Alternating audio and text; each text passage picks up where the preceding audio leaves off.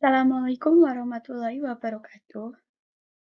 Perkenalkan, terlebih dahulu saya atas nama Triana Nur Aisyah dengan NIM 2201031141. Saya ingin mengucapkan terima kasih kepada dosen pengampu Ibu Sri Rezeki Muljanisi yang telah memberikan kesempatan kepada saya sehingga saya dapat mempresentasikan hasil kerja saya dengan judul Kesehatan Reproduksi Remaja. Ya, pertama di sini saya akan menjelaskan tentang definisi kesehatan reproduksi. Istilah reproduksi berasal dari kata re, yang artinya kembali, dan kata produksi yang artinya membuat atau menghasilkan. Jadi istilah reproduksi mempunyai suatu proses kehidupan manusia dalam menghasilkan keturunan demi kelestarian hidupnya. Sedangkan yang disebut organ reproduksi adalah alat tubuh yang berfungsi untuk reproduksi manusia, dikutip dari Teori Kesehatan Reproduksi tahun 2015. Selanjutnya ada kesehatan reproduksi adalah suatu keadaan sehat secara menyeluruh, mencakup fisik, mental, dan kehidupan sosial yang berkaitan dengan alat, fungsi, serta proses reproduksi. Yang pemikiran kesehatan reproduksi bukannya kondisi yang bebas dari penyakit, melainkan bagaimana seseorang dapat memiliki kehidupan seksual yang aman dan memuaskan sebelum dan sesudah menikah, dikutip dari Asuhan Kebidanan Pelayanan Keluarga Berencana tahun 2018. Selanjutnya ada tujuan. Tujuannya itu ada dua ya. Yang pertama ada tujuan umum. Tujuan umum memberikan pelayanan kesehatan reproduksi yang komprehensif kepada perempuan termasuk kehidupan seksual dan hak-hak reproduksi perempuan sehingga dapat meningkatkan kemandirian perempuan dalam mengatur fungsi dan proses reproduksinya yang pada akhirnya dapat membawa pada peningkatan kualitas kehidupannya. Yang kedua ada tujuan khusus. Tujuan khusus ini ada tiga ya. Yang pertama adalah meningkatnya kemandirian wanita dalam memutuskan peran dan fungsi reproduksinya. Yang kedua adalah meningkatnya hak dan bertanggung jawab sosial wanita dalam menentukan kapan hamil, jumlah, dan jarak kehamilan. Yang ketiga adalah meningkatnya peran dan tanggung jawab sosial pria terhadap akibat dari perilaku seksual dan fertilitasnya kepada kesehatan dan kesejahteraan dan anak-anaknya. Ya, selanjutnya di sini ada indikator permasalahan kesehatan reproduksi. Yang pertama ada gender. Gender adalah peran masing-masing pria dan wanita berdasarkan jenis kelamin menurut budaya dan yang berbeda-beda. Gender sebagai suatu konstruksi sosial mempengaruhi tingkat kesehatan dan karena peran gender berada dalam konteks cross-kultural berarti tingkat kesehatan wanita juga berbeda-beda.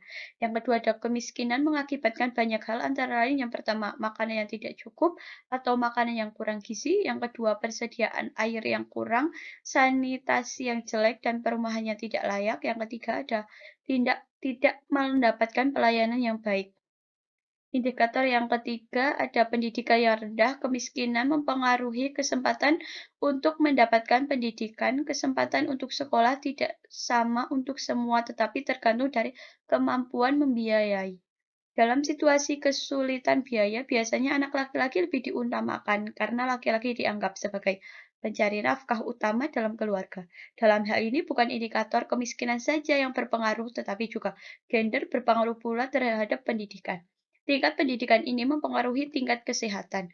Orang yang berpendidikan biasa mempunyai pengertian yang lebih besar terhadap masalah-masalah kesehatan dan pencegahannya.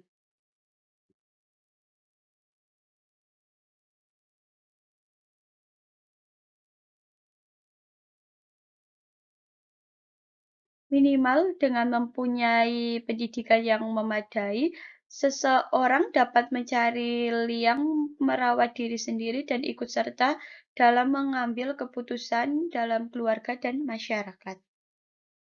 Selanjutnya, indikator yang keempat ada kawin muda di negara berkembang, termasuk Indonesia. Kawin muda pada wanita masih banyak terjadi, biasanya di bawah usia 18 tahun. Hal ini banyak kebudayaan yang menganggap kalau belum menikah di usia tertentu dianggap tidak laku. Ada juga karena faktor kemiskinan, orang tua cepat-cepat mengawinkan anaknya agar lepas tanggung jawabnya dan diserahkan anak wanita tersebut kepada suaminya. Yang indikator yang kelima ada kekurangan gizi dan kesehatan yang buruk menurut WHO di negara berkembang termasuk Indonesia diperkirakan 450 juta wanita tumbuh tidak sempurna karena kekurangan gizi pada masa kanak-kanak akibat kemiskinan. Wanita sejak ia mengalami menstruasi akan membutuhkan gizi yang lebih banyak dari pria untuk mengganti darah yang keluar. Zat yang sangat dibutuhkan adalah zat besi yaitu 3 kali lebih besar dari kebutuhan pria. Ya, indikator yang terakhir ada beban kerja yang berat bagi wanita bekerja jauh lebih lama daripada pria. Berbagai penelitian yang telah dilakukan di seluruh dunia, rata-rata wanita bekerja 3 jam lebih lama. Akibatnya wanita mempunyai sedikit waktu istirahat lebih lanjut, terjadinya kelelahan kronis, stres, dan sebagainya. Kesehatan wanita tidak hanya dipengaruhi oleh waktu. Selanjutnya ada faktor-faktor yang mempengaruhi kesehatan reproduksi. Yang pertama ada faktor demografis ekonomi, yang kedua ada faktor budaya dan lingkungan, yang ketiga ada faktor psikologi sebagai contoh rasa rendah diri, low self-esteem, yang keempat ada faktor biologis mencakup ketidaksempurnaan organ reproduksi, dan yang terakhir ada faktor sosial ekonomi. Selanjutnya ada dampak kesehatan reproduksi remaja. Yang pertama ada pemerkosaan. Pemerkosaan merupakan kejahatan perkosa, biasanya banyak sekali modusnya.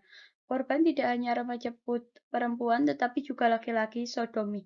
Remaja perempuan rentan mengalami perkosa oleh sang pacar karena dibujuk dengan alasan untuk menunjukkan bukti cinta. Yang kedua ada free sex atau seks bebas dilakukan dengan pasangan atau pacar yang berganti-ganti. Seks bebas pada remaja di bawah usia 17 tahun secara medis dapat memperbesar kemungkinan terkena infeksi menular seksual dan virus HIV, Human Immunodeficiency Virus, dan dapat merangsang tumbuhnya sel kanker pada rahim remaja perempuan. Yang ketiga ada kehamilan tidak diinginkan atau disebut dengan singkatan KDD. Hubungan seks hanya sekali dapat menyebabkan kehamilan selama si remaja perempuan dalam masa subur. Yang keempat ada aborsi. Aborsi merupakan keluarnya embrio atau janin dalam kandungan sebelum waktunya. Aborsi pada remaja terkait kehamilan tidak diinginkan biasanya tergolong dalam kategori abortus provocatus atau pengguguran kandungan yang sengaja dilakukan. Yang kelima ada pernikahan dini.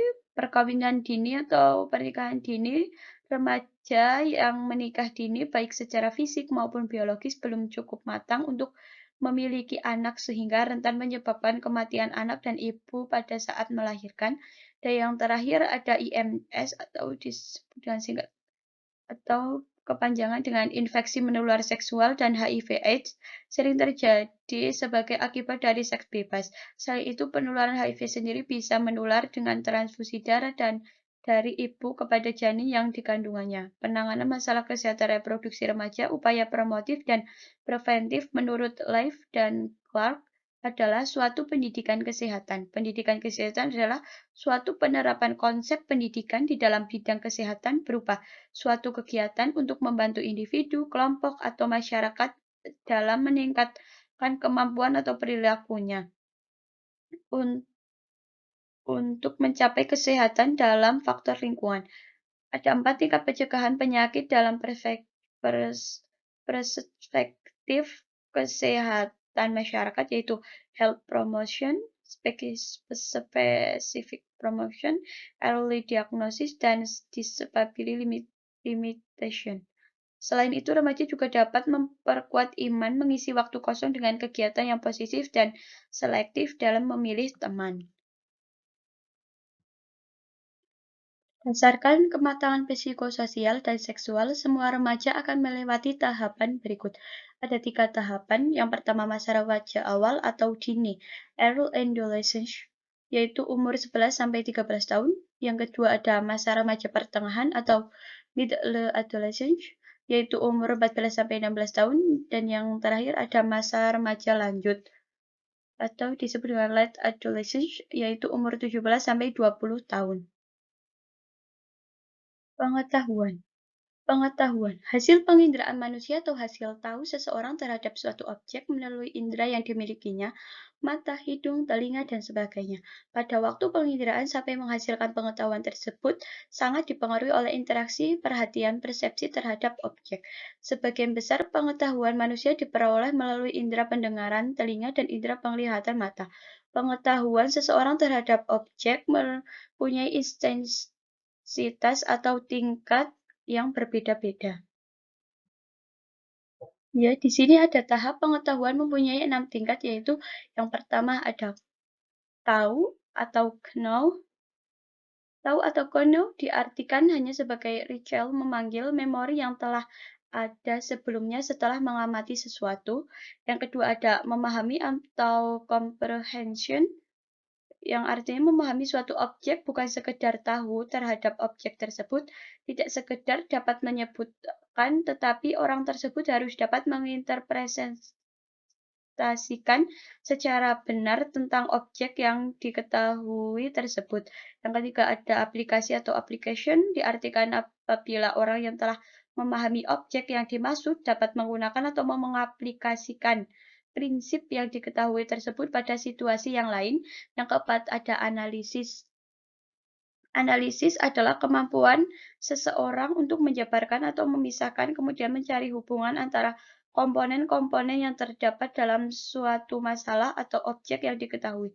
Indikasi bahwa pengetahuan seseorang itu sudah sampai pada tingkat analisis adalah apabila orang tersebut telah dapat membedakan atau memisahkan, mengelompokkan, membuat diagram bagan terhadap pengetahuan atas objek tersebut.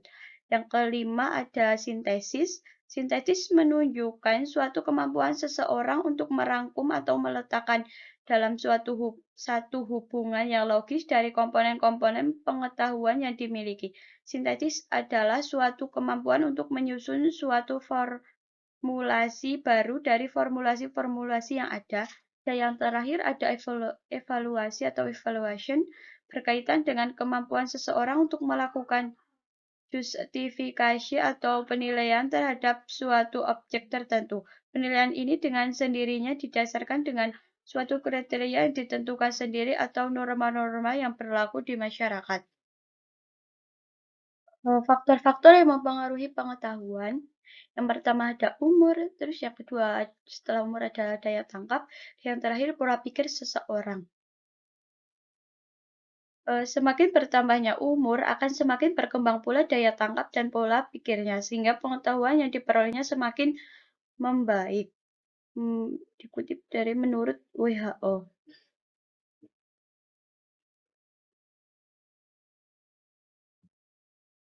Yang terakhir ada pengukuran pengetahuan. Pengukuran pengetahuan dapat dilakukan dengan kuesioner, wawancara atau angket yang menanyakan tentang isi materi yang ingin diukur dari subjek penelitian atau responden. Kuesioner adalah sejumlah pertanyaan tertulis untuk memperoleh informasi dari responden dalam arti laporan tentang pribadinya atau hal-hal yang diketahuinya. Kedalaman pengetahuan yang ingin kita ketahui atau kita ukur dapat kita sesuaikan dengan tingkat-tingkat tersebut. Selanjutnya dilakukan penelitian di mana setiap jawaban benar dan masing-masing pertanyaan diberi nilai 1, jika salah diberi nilai 0. Ya, kesimpulannya jadi pengetahuan masalah reproduksi tidak hanya wajib bagi remaja putri saja, tetapi juga bagi remaja laki-laki juga harus mengetahui dan mengerti cara hidup dengan reproduksi yang sehat agar tidak terjerumus ke pergaulan yang salah yang merugikan bagi remaja. Terima kasih presentasi dari saya. Apabila saya ada salah pengucapan, salah kata, ataupun salah penulisan, mohon maaf sebesar-besarnya. Wabillahi taufiq walhidayah. Wassalamualaikum warahmatullahi wabarakatuh.